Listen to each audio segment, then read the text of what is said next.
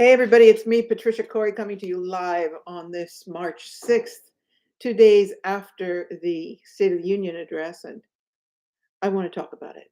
I want to talk about the blatant hatred and ignorance that was displayed and how it works so against the people that are perpetrating it.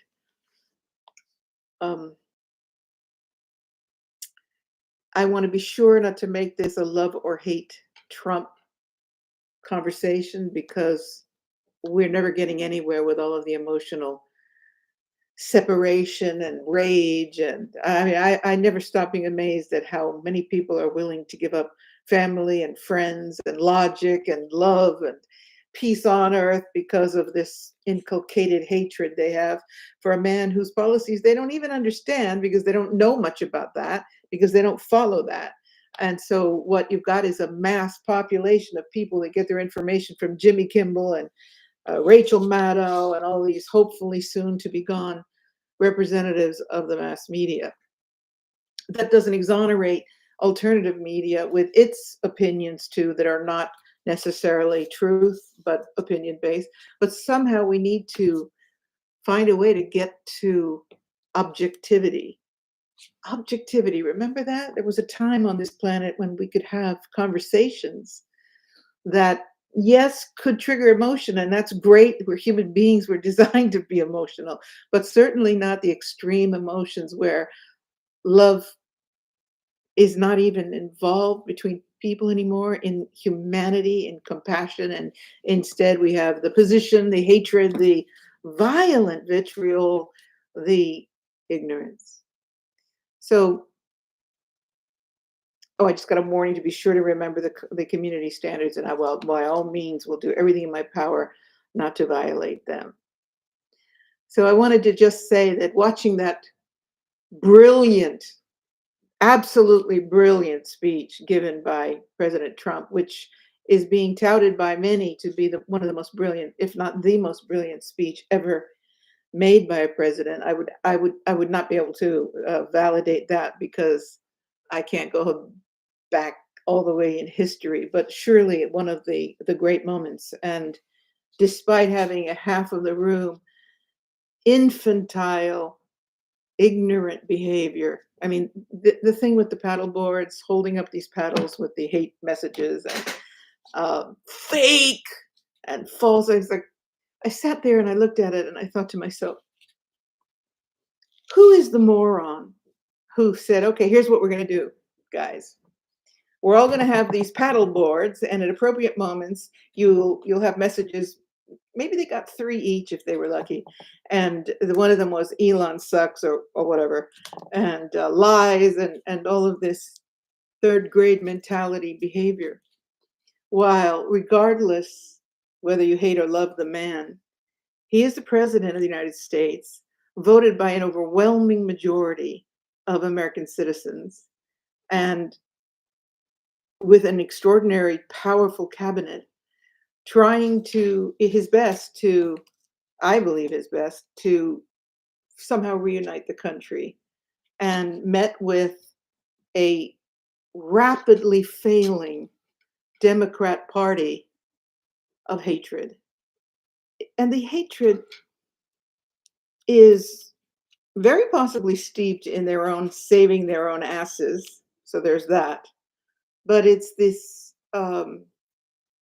personal, seething, irrational hatred built on lies, seriously built on lies, that we still hear to this day in the media. So,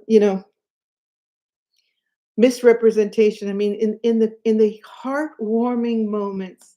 Hi guys, hi Rebecca, hi Nyla, where Trump was showing the beauty of these and the pain of these human beings who suffered some sort of horrible loss because of murder and violence from illegal alien criminals. And the other spectrum of the little boy who, fighting cancer, was given this this beautiful gesture on the part of Trump to give him an honorary Secret Service badge. They managed to destroy that. These angry, this crew of angry Democrats sitting there, and then later saying it was I don't, I can't, I really avoid listening to whatever they have to say, but apparently they tried to massacre Trump for using that stint to push his agenda. No, no, it was a beautiful moment of humanity. And Trump has a lot of humanity, whether they are able to perceive it or not. And I loved also that he gave that young man 4.4 grade point average, dreaming to get into West Point, top athlete in his high school, and Trump pulled the strings, which he shouldn't have had to do very much, to get him into West Point Academy. Is it called West Point? Yeah, West Point Academy, which is the pinnacle of achievement for this young man. Imagine hearing the President of the United States in front of the joint houses of Congress announce that it's been arranged, you're in, to this absolutely powerful achiever, just a really good kid. Imagine how beautiful that was. How could they not celebrate that? How could they not find these Democrats? How could they not find room in their hearts to step out of their hatred long enough to feel compassion for these people who have suffered so much loss, and to feel celebration for this beautiful young man? It's beyond my understanding, except that the hatred is so deeply steeped in ignorance and propaganda and probably mind control that they can't get beyond it. So you look at what occurred. I personally am a public speaker, and if I had that kind of hatred in the room, I'd probably just walk off the stage. I don't have the, um, let's say, stamina to just move above it, move beyond it. I'm too much of an empath, and if I felt that coming at me, I just don't know how he does it, Trump. He's in that regard, he just never ceases to amaze me with his presence. But this was aside from the wonder, I personally feel it was a wonderful speech. It was a wonderful moment. I'm, I'm living abroad, but I'm an American, and I still celebrate the energy from the rest of the room, from him, from the people, from the cabinet, from all of the other part of the house celebrating him. And the energy and joy was so palpable. It was quite remarkable. But beyond that, I just want to say that this level of what I can only call ignorant hatred, I feel it's dwindling. I've always believed the light wins this one. And despite the enormity of stress and disharmony on the planet, I have said, and I will repeat, that the light is winning. And I believe that we are here to experience that transition, that incredible transition, when finally we get a chance to see the golden age that Trump talks about. So I just wanted to comment on I really hope that there are repercussions for these individuals, aside from the fact that they're eating themselves alive with their hatred. I mean, if you looked at that audience of people on the Democrat side, they were so dark. The energy was, I'm here to screw him up. And I hope that those same Americans and people abroad who were watching that were able to see how this is not working. The hatred isn't working. It's not holding up to the love. It can't. We're shining love into dark corners. This has always been my teachings. This is how I live my life. And we're seeing it happen. And all around us, I know those of you who are listening to me are light workers. You wouldn't be interested in my channel. All around us, we're constantly dealing with all this hatred. Lots of people censoring us. I have, it's nonstop. It goes with the territory, right? Oh, hi, Sean. I'm so glad you're there. Hi, Heather. Hello, Billy. But I feel it would be really easy to just retreat completely and just live with my paints and my writing.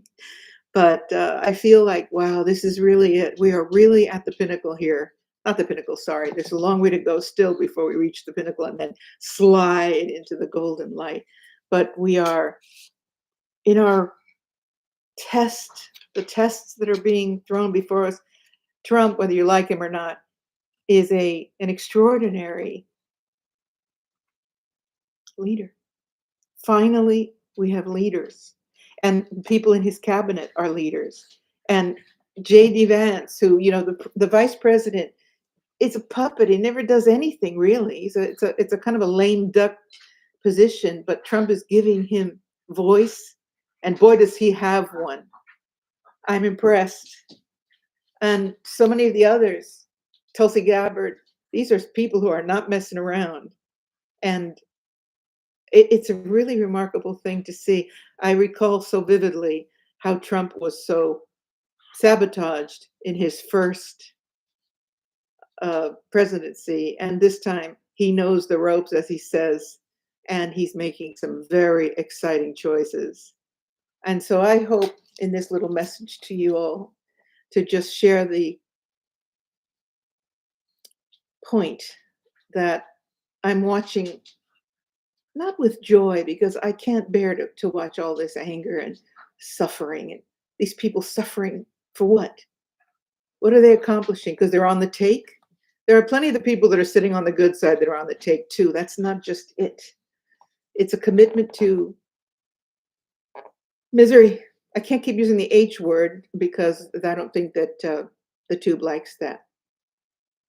But it seems that they're committed. Their lives are committed to being this miserable, wretched mindset. And I just think that if anybody can neutralize it, it's Trump. He certainly was magnificent the other night. And he certainly has an extraordinary amount of power. And I'd like to also revert to the moment with Zell, because the left is saying that he was horrible. And, all the flags are back up again, the blue and yellow, everybody's screaming all over again. Every excuse is good for separation. And I'm like, seriously? I think he was masterful. It's like, who is this guy? He came there for money. That's his agenda. Whoever's pushing him and directing him, because let's not forget, he was a comedy dancer in a strip club or similar before this gig.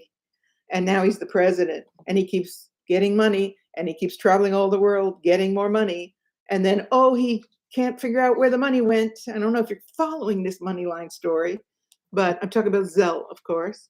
But he said, I don't know what happened. We only got 100 billion.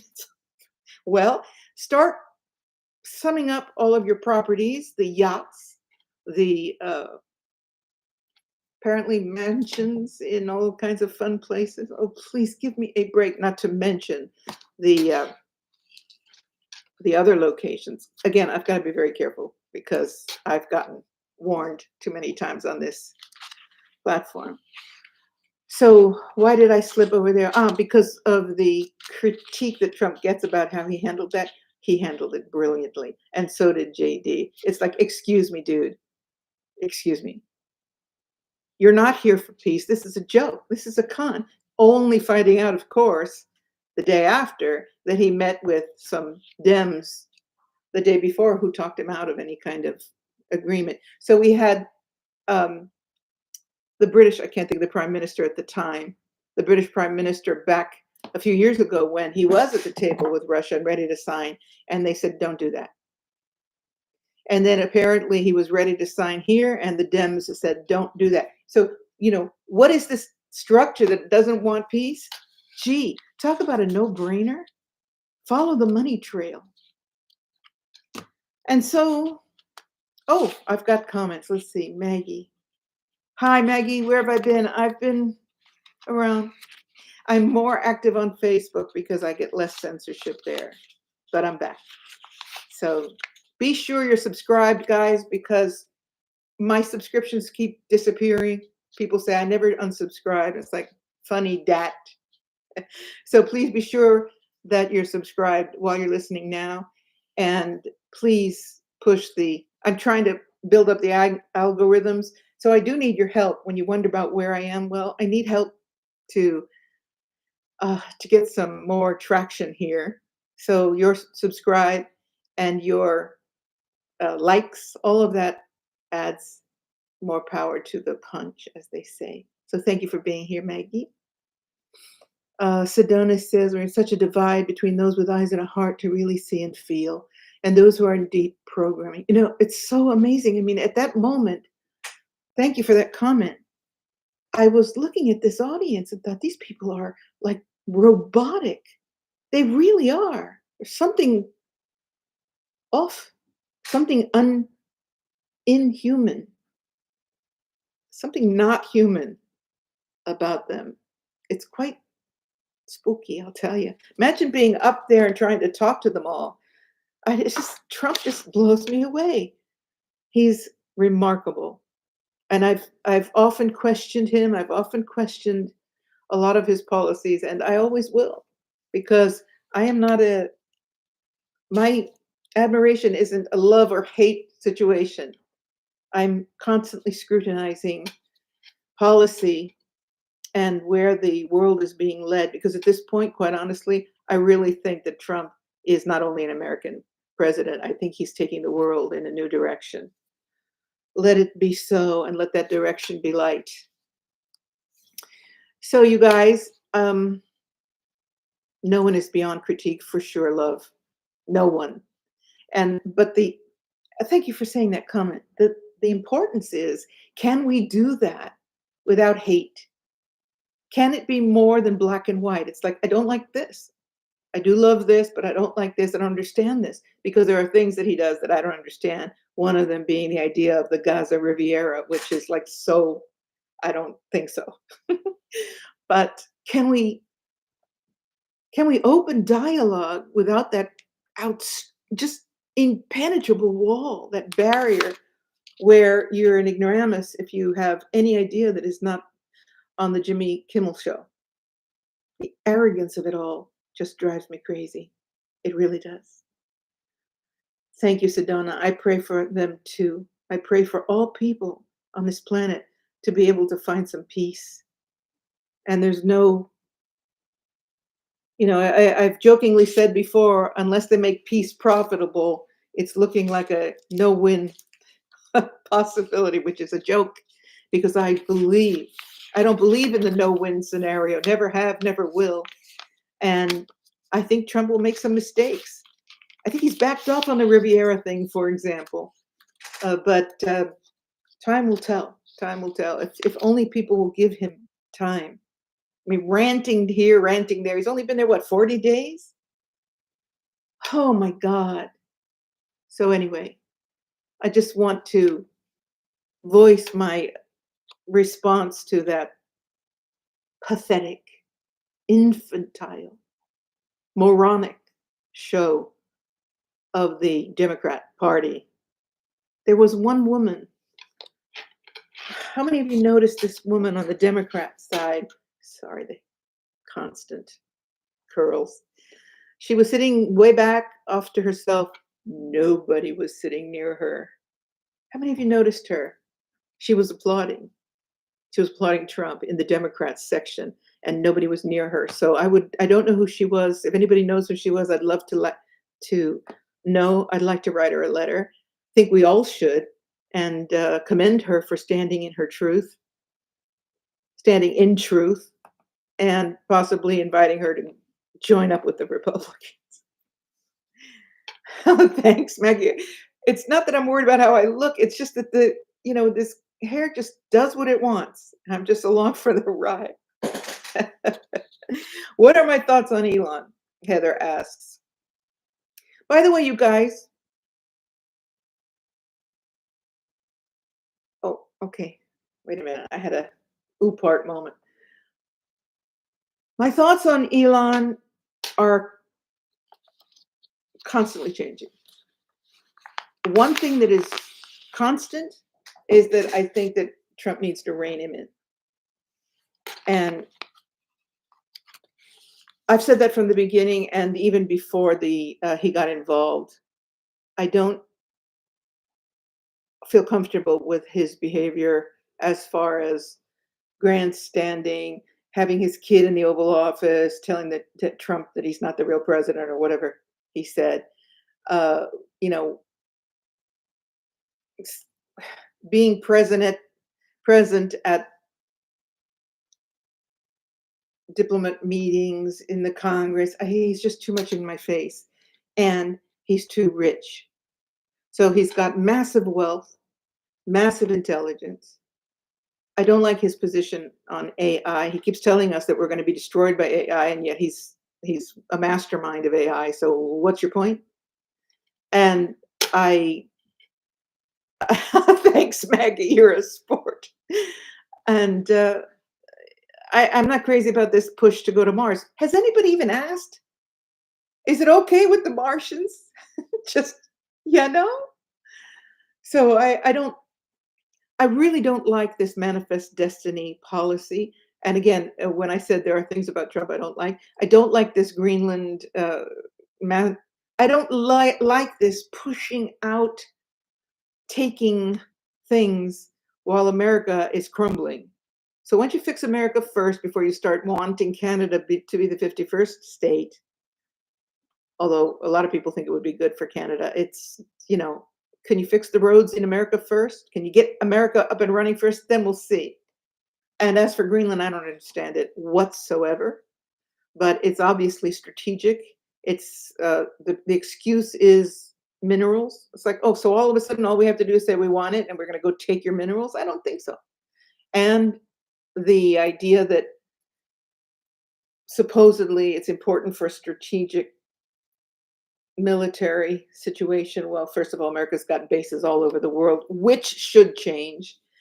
And it's probably more about minerals and things that are valuable under the earth, which I just don't think that's a great idea.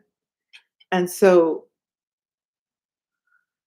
let's see, I think he just says those things to mess people's heads. No, I don't think so. I think he's very determined to proceed with Greenland.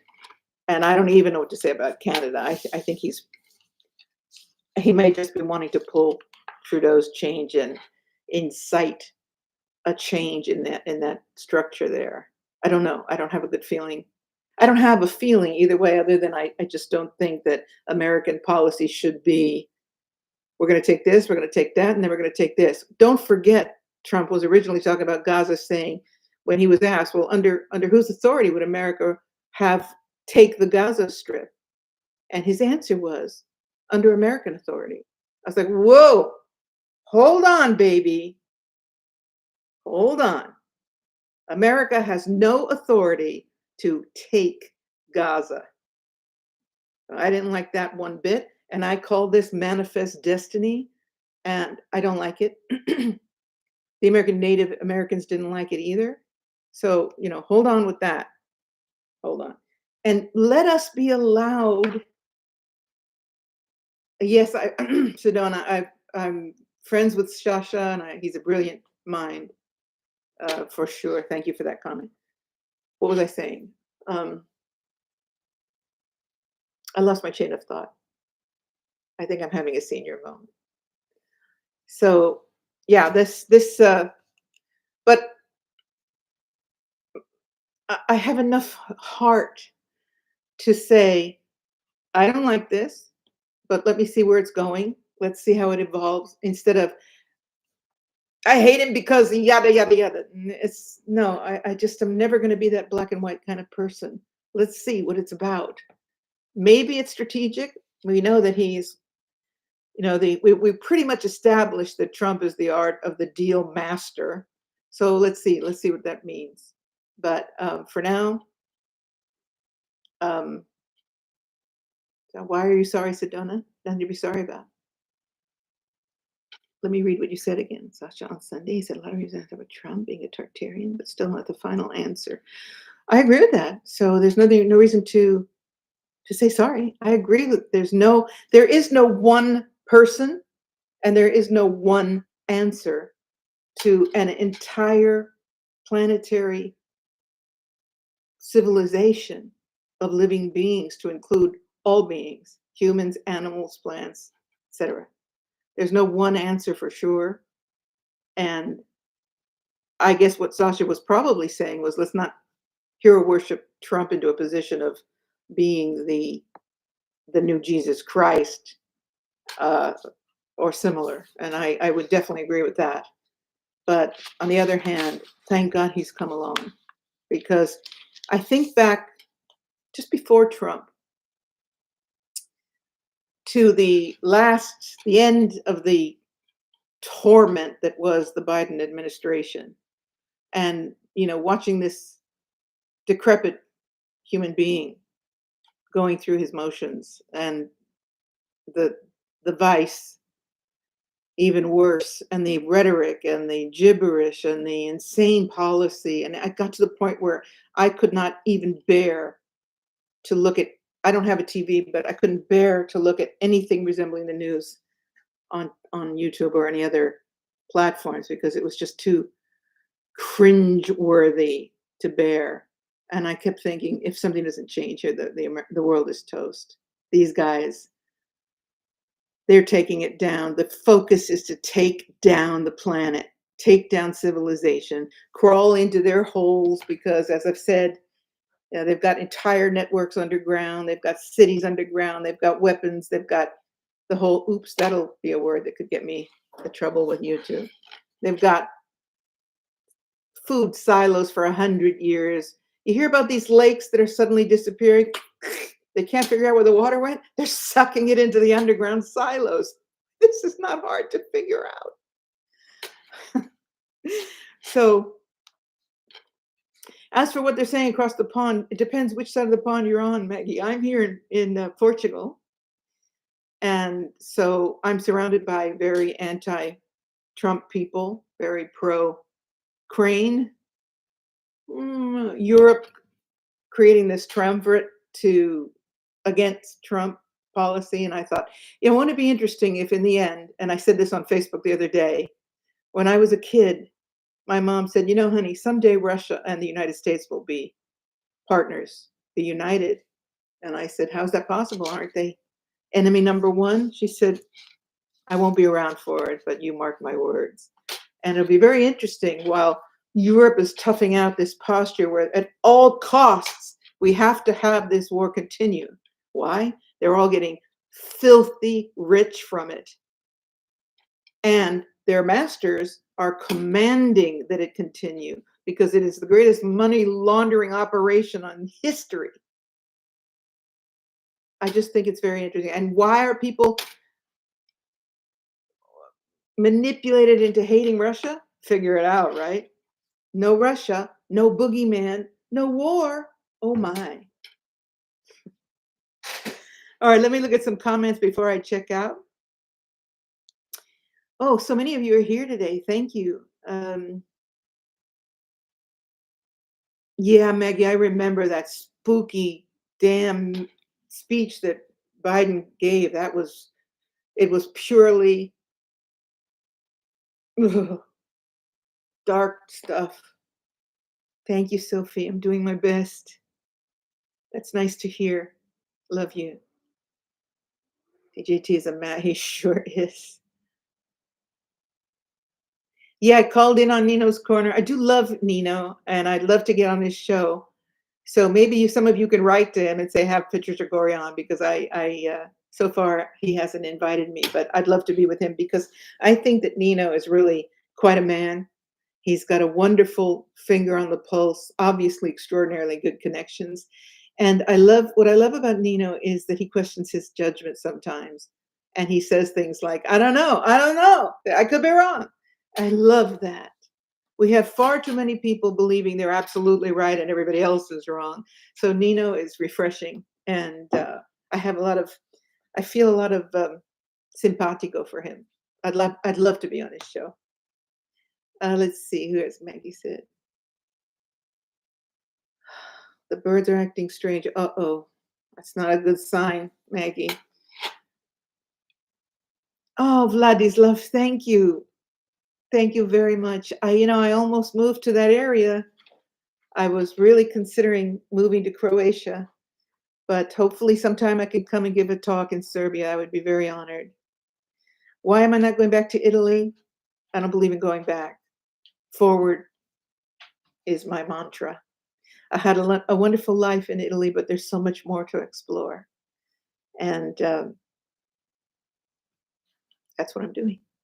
Hard enough to believe. When I moved to this island, I thought this would be my final destination. Silly me. And then I got involved with doing the art. For those of you who don't know, I started doing art a year and a half ago, and it's my passion. I just love it. And so suddenly the island doesn't offer enough opportunity for me to pursue that. So I'm hopefully moving within a year. Thank you, Heather. Thank you, Beachweave. Good to be back. He is one of the Lord of Atlantis. Yeah, I don't like his. Mary, I agree with you. I really don't love his association with Musk. I do think he's already recognizing that he needs to pull it back. And in some ways, I think that Elon, I have mixed feelings about Musk. I think it would be hard not to have mixed feelings. I think he does a lot of good, but I think he has too much power. End of discussion. And not the end of discussion. I hope that Trump recognizes he has too much power too, because he has ramrodded his way into politics now at the very top, right? I mean, Trump made a comment once. Yeah, Elon moved into Mar-a-Lago. I can't get him out. And even though it was in jest, I thought, better pay attention to that concept. Sophie says, perhaps you can come to South Africa. You know what, Sophie? I may very well be coming. I'll let you know. There's something brewing that could bring me to South Africa as early as this year. And that would be wonderful if I could do a talk there or meet some wonderful souls. I would love that. Maggie says he's smarter than Trump. I don't know about that. That's a good question to ponder. He certainly is a scientific genius. And we're talking about Elon now, he has extraordinary, you can't fault the guy for having just amazing engineering and scientific knowledge and vision. But he doesn't have Trump's chutzpah.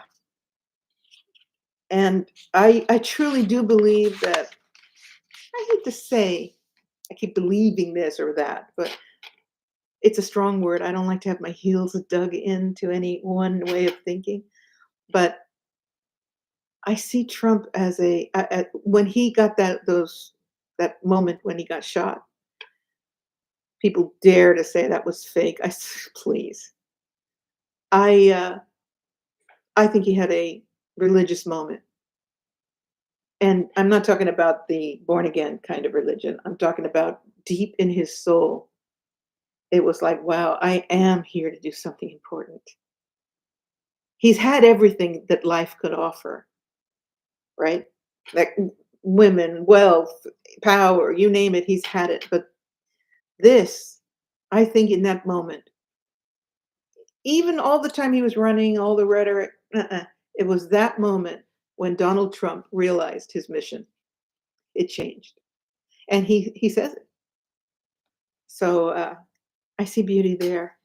And in this man, I see an extraordinary power with love, which is why I started out this conversation. Let there be love again. in the realms of power. And what we're seeing right now in America with this patriotic passion, it's love-based. It's remarkable. Mary says, I hope Trump doesn't underestimate him. Yeah, I agree. When I first saw this Musk move into the power zone with the president, I went, uh-oh. And, I'm voicing this all the time. I don't like this one bit. But I think that something's shifted. I hear that he wore, for example, I hear that he wore a suit to the Oval Office yesterday. And I just think that Trump has plenty of reason. He's doing a good job, by the way, Elon. He has every reason to give him some rope. But if you put Elon Musk and Donald Trump in the Coliseum to fight it out, Elon would be toast. Of course, I'm talking about a rhetorical Coliseum, but you get my drift. Don't underestimate Trump either. So thank you for listening. I promise I'm going to be doing more and more videos. I have to also get up the, if you want to donate button. It would be nice to activate a few free copies from people who care. And I'll get that up, make sure that's running the next time.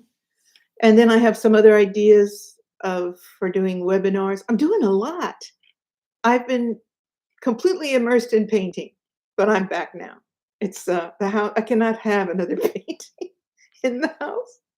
So I'm back to reality. I've got lots of things coming up. I'm organizing a seminar, a one-day seminar in England in the time period of the Glastonbury Symposium, where I'm this keynote speaker. I hope some of you are going to come. I'll also be doing the rare thing of doing in-person readings, private readings for people. So I'm setting that up. I'm going to be doing some webinars for some other people. I will be speaking on a Greek cruise, praying that the Santorini volcano doesn't just blow. My God. There's a lot going on the geothermal level of this planet. So yeah, I've got a lot of things to be announcing soon. And in all of this, hoping and praying that my house, the Peace Pot Pad, sells well so that I can move on to my next adventure. Life is good. And I leave you with this thought. Well, I hope you can be one of them, Sedona. I'll keep you posted. And thank you for that compliment. That's a very nice thing for you to say. Yeah, I hear you. Airplanes aren't really attractive at this time. Then again,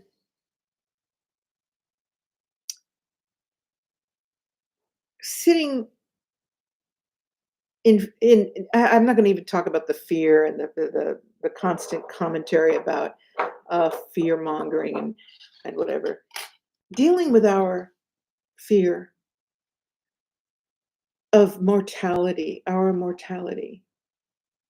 For me, as I'm getting older, it's getting less and less important because my attitude is, oh, well, when it's time to go, it's time to go. But seriously, I'm not crazy about being on airplanes either. On the other hand, there's still a beautiful world out there. There's still beautiful people to meet. And Glastonbury is my heart. It's the heart chakra of the world. It's a magical, mystical place. I can't wait to be back there again. And so, yeah, okay. If it's my time to go with the airplanes, kaboom. I hope you'll remember me. I hope when I'm gone, I'll be remembered.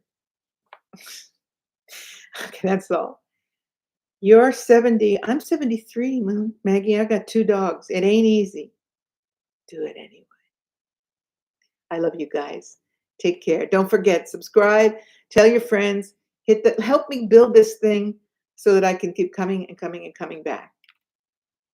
Take care. Lots of love.